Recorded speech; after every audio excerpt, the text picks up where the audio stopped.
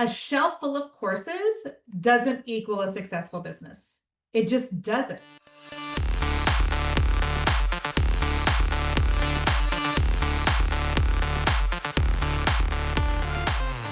Well, hey there. Welcome back to She's Equipped. I'm Jennifer Allwood. I'm excited to have you here on the podcast today. I'm going to be discussing courses and the course industry and whether or not courses are dead on the podcast episode today. And so perhaps you've seen conversations going on online about whether or not courses are dead. I'm using that in parentheses. There have been posts that I've been reading through on social media, Facebook in particular. Maybe you've seen some of those posts also. It's been conversation that I've heard on different podcasts, et cetera, et cetera. Okay. Conversations that are happening inside of business groups, with my business friends, et cetera. And so there are some real problems within the course industry that I see right now. Okay.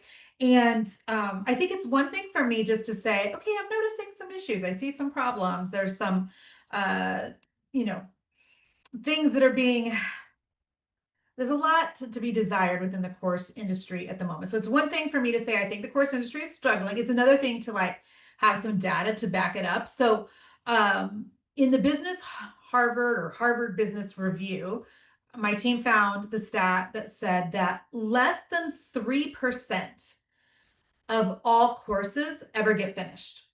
Okay. And the thing with data is like data don't lie, right? So I can say, oh, I think there's this, there's something going on with courses right now. Um, but then it's different than when you see an actual statistic. So in all of the online courses that are being purchased, Harvard Business Review says that less than 3% of those are being completed. Okay.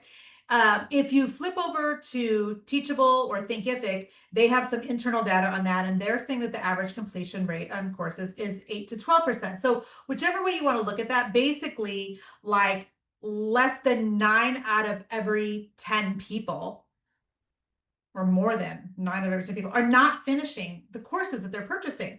And so, this is problematic because if you're somebody that sells courses, then you need to understand that people are not completing them, because then hopefully it will help you to look at some of the information I'm going to give you on what you can do, in my opinion, to make your course not only more buyable, but more finishable. All right. And so, like, why do people not finish courses? Well, I've purchased plenty of courses that I've never finished. I have, in fact, purchased courses that I've never even started.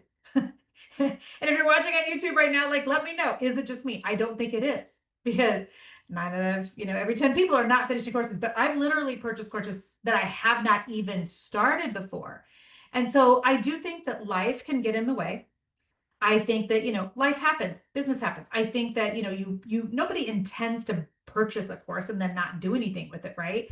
But life and business do sometimes get in the way. I think that sometimes people enjoy the dopamine hit of, purchasing a course, but then they never implement anything. Almost like I get a dopamine hit when I'm purchasing something off Amazon. All of us do, or we wouldn't have, several Amazon deliveries every day.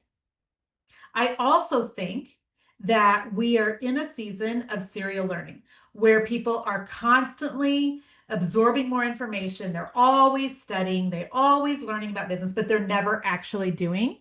And this is a big issue, because the problem with that is this: more information will never change a business. It's the implementation of the information that changes things, that moves the needle, that puts you one step closer to where you want to go in your business. It's actually the doing of things that is the game changer. It's the doing of things that's going to change, like, the financial trajectory of your family, change it for your children, your children's children, which is all biblical, but it can't just be like more consumption. And so I read a quote the other day, and I don't have it sitting in front of me, but it was something along the lines of like, information without implementation is merely entertainment. It was something like that. And I was like, oh my gosh, that is so true, right? Information without implementing the information is just entertainment. And so, when you think about, okay, why are people not finishing courses? I think that we have a problem with female entrepreneurs purchasing things because they feel like they are actually doing something for their business when they're buying. So life's getting in the way. You're getting a dopamine hit off of just the actual purchasing process. There's that serial learning syndrome. And I think that sometimes women feel like, okay, if I buy something, then I'm actually doing something to grow my business, even if they never open it, even if they never finish it. It's like they're kidding themselves, right? And so here's what I know to be true. Like a shelf full of courses doesn't equal a successful business. It just doesn't. And so what I am seeing right now, both in my business in recent years, as well as all of the women that I'm coaching, is that sales of courses are down across the board because people are pivoting, they are changing their offers, or they're just leaving like the course life completely. And part of that is because, well, there's several reasons. I mean, number one, I still think we're in like a pandemic hangover. Um, like, do you ever look back on your Facebook memories from say like 2020, 2021, and feel like totally triggered just about the state of the world then and like what was going on with us? We were so isolated. We were stuck at home, a lot of us, with homeschooling of children, and things were shut down. The whole world shut down like the week of Jason's birthday. And so, I always remember like the exact week. My conference, we had, I think there was over 400 women coming in person, had to be shut down and go virtual. My book tour, I had 12 cities around the United States where I was launching Fear's Not the Boss of You through that book tour, and that had to be closed down. And so when I look back now on Facebook memories, I'm like, that time was just so hard, right? So we had the pandemic, and then we had people who still were very nervous about meeting and being in groups, etc. And so we all got used to doing things like courses in a very isolated way. And maybe you weren't doing courses, but you were doing like group coaching or something. Okay. And so that tendency though has definitely changed. But I still think, um, you know, people during 2020, definitely into 2021 and 2022, there was so much isolation that like now people don't want that anymore. They want face to face. They want community. They want personalized help, etc. So I think that's one issue. I think another issue is that there's definitely a trust gap right now.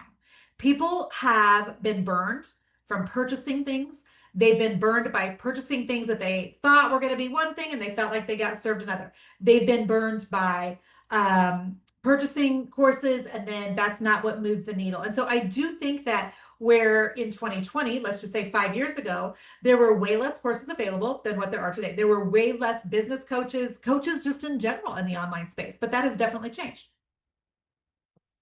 I also think that AI has made a huge difference in terms of like course sales, because people now can just say to themselves, okay, if I need information, I can just ask ChatGPT. I mean, it's right here at my fingertips. It's so much easier, right?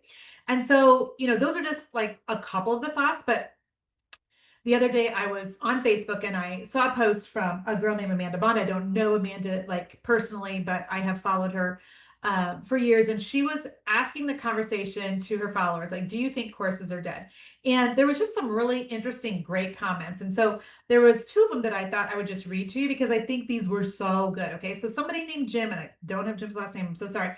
He said, the conversation is that all course-based businesses are having to pivot. My current analogy is that courses are like the delivery of maps. No matter, this is so good, friends, no matter how accurate the maps are, people need to be located and they need to be instructed personally, like a GPS in our phones would do. There's mass personalization is now possible if you can GPS locate each client on the instructor's map. Okay, so basically what he was saying is this, that when you're buying a course, you're buying a map, but you also have to figure out like, where are people currently on the map? Where are they starting from? Where are they headed to? What direction are they leaning towards? And that like just giving everybody like the same directions is no longer working. Then there was someone named Natalie who said, if a course can't be tied to a real ROI, return on investment, it's definitely not going to sell right now. And even if it does, it's not easy. In other news, and this is the good news, courses plus real human support plus a specific ROI remains pretty steady, even though it's not thriving like the days of 2020 money, which I completely agree with. So what does this mean for you? What does it mean for me? What does this mean for anybody that is thinking of creating a course, selling a course, offering a course, etc.? So it's not that courses aren't selling. It's just that there's some things that you need to keep in mind. And we just recently launched She's Equipped. which is my basically monthly coaching program that has 12 courses inside of it. All of my content is in there. And you can basically sign up for She's Equipped at 3 different levels. And the reason we did that is because I know that the market has matured. Consumers are just savvier than they used to be. Just getting a course that's 6 weeks long and I drip one, piece of content out to them 1 day a week for 6 weeks, like that's no longer working in my opinion. Because people don't just want a course. You can't just be selling information. People are wanting results and they're wanting transformation. They're wanting to sign up for courses that they are promised a specific thing and they get the delivery of that specific thing. And it changes something. It saves them money. It transforms something. It gives them a huge shortcut, something along those lines. Okay. And so the new expectation, I believe, for courses is this, that, information is it's kind of cheap. We can get information anywhere anymore. We can get it on Pinterest. We can get it on blog posts. We can get it on Chat GPT. I can get it from typing something into Google. There's lots of free groups online, et cetera, et cetera, et cetera. So we can get the information, but it's the implementation that's priceless. And so if we go back to, Jim's comparison of like courses being maps, most of us don't just need a map, right? We need somebody to ask us, okay, where's your starting point? Which direction are you kind of headed in right now? Do you like to take the scenic route? Do you want to get there the fastest? Do you have any gas in your tank? Like, how fast can you go? Like, those are the types of things that I think need to be being asked in order for courses to just land really well. It's like a turn-by-turn guidance system. It's like real-time corrections. Have you ever had your GPS on and you make a wrong turn and then it's like recalculating or rerouting or whatever? And so I think without that personalization of courses right now, there's just a lot of people that are being overwhelmed. And so I've worked with enough women through the years with coaching for over a decade and 23,000 women at this point, that I can tell you that when women are super overwhelmed, they usually just freeze. And they freeze by way of no longer launching something, not creating it at all, stopping talking about it on social media, quit sending out emails, quit posting, etc. And it's because they're overwhelmed with information, but they don't have information that is really tailored for them. And so the demand right now when it comes to courses is to have things very personalized, to have different levels of support, to have like that GPS like types of transformation. It's not just like your list of directions, but like telling you each step of the way, turn here, do this next. Exactly. And it all, I think, means nothing if you don't have like support and accountability just to keep you on track and get you back on track. So what does this mean for you if you're selling a course, like I said? So, I've been selling courses for years. Somebody today who was signing up for She's Equipped, she told me she's been signing up for everything I've ever offered since like 2012. And so, it wasn't 2012 that I started courses because I started like webinars then, but it was probably 2015, 2016 that I first started offering courses. And so I've been selling courses a long time. And I can tell you that in 2025, the game is definitely different. You have to show a very specific ROI. You have to show a very direct transformation. People need to see how this course is either going to make them money, save them time, or change something in their life that's like tangible. That's not just like feel good, that's not loosey goosey, but it's tangible. The courses that are going to do well are courses that have different support layers. So, live calls, community calls, different levels of coaching. Because again, people don't just want information, they want connection and transformation. They need encouragement. They need somebody to walk them through implementation, somebody that believes in what they're doing. If you're a person of faith, and you mostly are selling courses to other people of faith, that's a huge component. That's a huge reason for why a lot of people sign up for my programs, is because of the faith piece.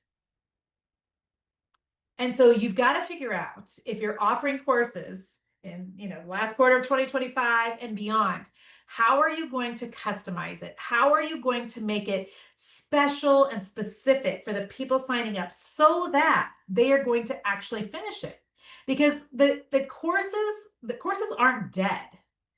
It's just that people want something different than what they used to. They don't want just another, 12-week program. They want results that are going to be possible once that course is like customized almost to them. They want to know that they're investing in a course that's actually going to help them move forward.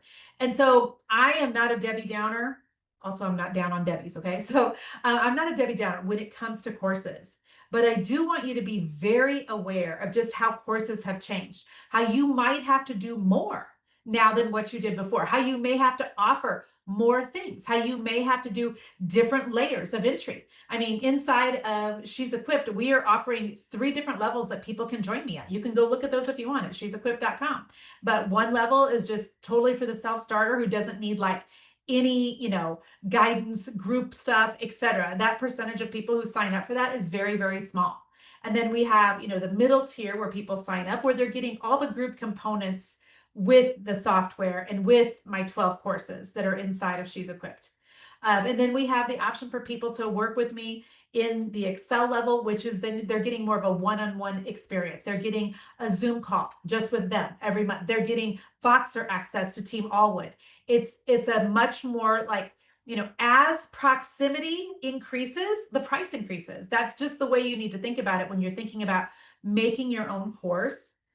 Give people the opportunity to work closely with you. Because I can tell you, in all areas of life right now, I know people who are signing up with other people, not for necessarily a course. They may buy the course, but they buy the VIP version where they get personalized support. They buy the version where they get, their questions answered specifically.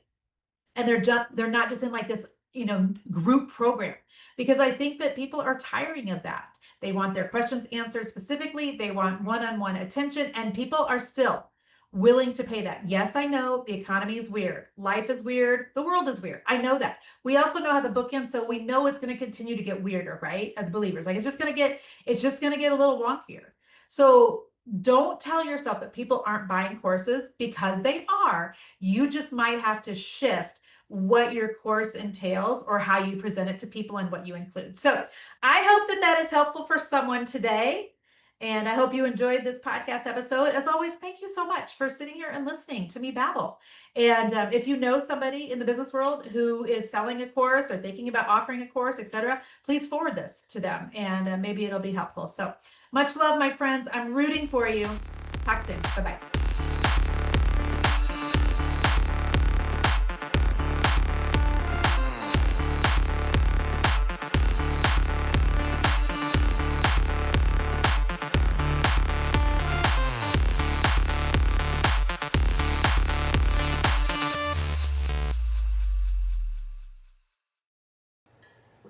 Easton, how is the side profile? We doing okay? Profile okay? All right.